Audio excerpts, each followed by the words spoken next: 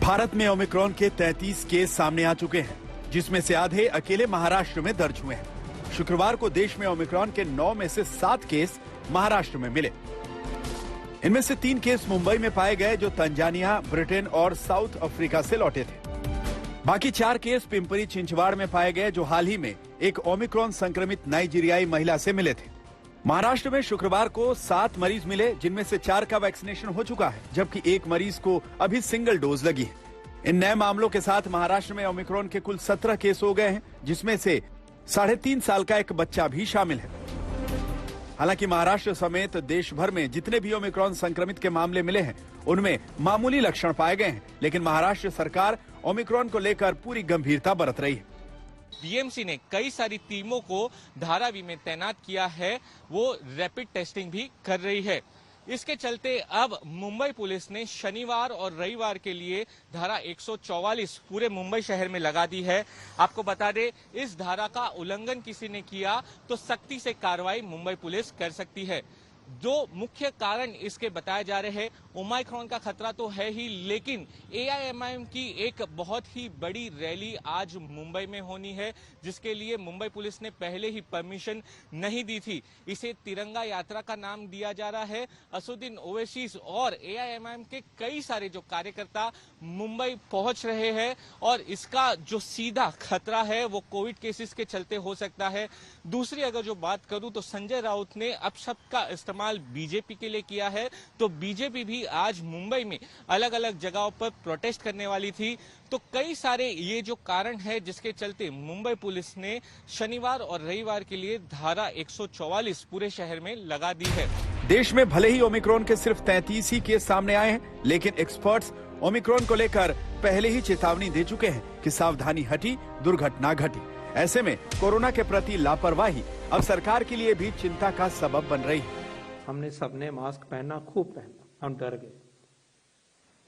हमने ये आदत अपनी ठीक रखी, लेकिन अब जरा उस तरफ अगर आते हैं हम, अगस्त हो गया, गिरना शुरू हो गया, सितंबर आ गया, अक्टूबर, नवंबर और दिसंबर, हम लगभग उसी पोजीशन पे आज पहुंच गए हैं जैसे कि ये जो सर्ज आई थी हमारी, उसके शुरुआत में थे, मार्च में, फरवरी में थे। हम उससे भी इनफैक्ट नीचे हैं अकॉर्डिंग टू दिस एस्टिमेट।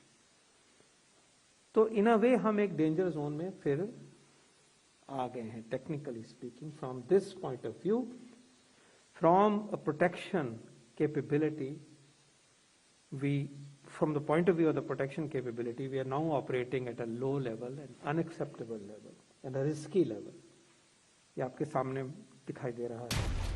100 बात की एक बात यह है कि ओमिक्रॉन से डरने की नहीं, बस खबरदार रहने की जरूरत है, क्योंकि ओमिक्रॉन के फैलने की रफ्तार बेहद खतरनाक है, जिससे तीसरी लहर आ सकती है। Indian institute of mathematical sciences के 2 दिसंबर तक के आंकड़े बताते हैं कि इस वक्त देश में कोरोना की आर वैल्यू यानी रिप्रोडक्शन वैल्यू 0.95 है।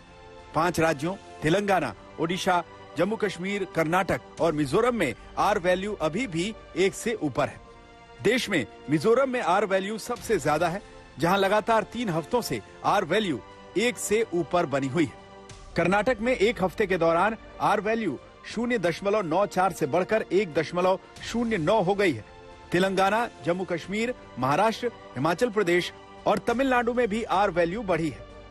आर वैल्यू ये बताती है कि कोरोना से संक्रमित एक व्यक्ति से कितने लोग इन्फेक्ट हो रहे हैं या हो सकते हैं, और ओमिक्रॉन की संक्रमण फैलने की शक्ति डेल्टा से कई गुना ज्यादा है। जब डेल्टा वायरस आया था और डेल्टा प्लस वेरिएंट आया था, तो हम लोगों ने जो स्टैटिस्टिक्स निकाली थी उसमें 5 और 6 के बीच में आर नॉट वैल्यू थी 5.6। इसका मतलब ये था कि डेल्टा से संक्रमित व्यक्ति 5 या 6 लोगों को एक समय में संक्रमण दे सकता है, इन्फेक्ट कर सकता है। ये उसकी इन्फेक्टिविटी का मापदंड है, मारक क्षमता का मापदंड नहीं है। जैसे कि अब ये ओमिक्रॉन आया है, इसकी इन्फेक्टिविटी रेट डेल्टा वायरस से 5 गुना ज्यादा है, तो हम ये कह सकते हैं आर नॉट वैल्यू इसकी 30 होगी। ये गलत नहीं होगा कहना। राहत की बात यह है कि ओमिक्रॉन संक्रमण में बीमारी के गंभीर लक्षण नहीं होते, लेकिन जिस तेजी से ये फैल रहा है उसे नजरअंदाज नहीं किया जा सकता। ओमिक्रॉन की वजह से साउथ अफ्रीका में हर दिन सामने आने वाले नए इन्फेक्शन की संख्या पिछले 3 हफ्तों के दौरान दोगुनी हो चुकी है। ब्रिटिश हेल्थ डिपार्टमेंट का दावा है कि आने वाले कुछ ही दिनों में ब्रिटेन में रोजाना आने वाले कोरोना केस में आधे ओमिक्रॉन वेरिएंट के होंगे। अमेरिका में भी ओमिक्रॉन 50 में से 19 राज्यों में फैल चुका है। एक्सपर्ट्स चेतावनी दे रहे हैं कि अगर भारत में भी ओमिक्रॉन को गंभीरता से नहीं लिया गया तो हालात बिगड़ सकते हैं। इसीलिए एक बात अच्छे से समझ लीजिए, वैक्सीन के बाद भी 2 गज की दूरी और मास्क है बेहद जरूरी।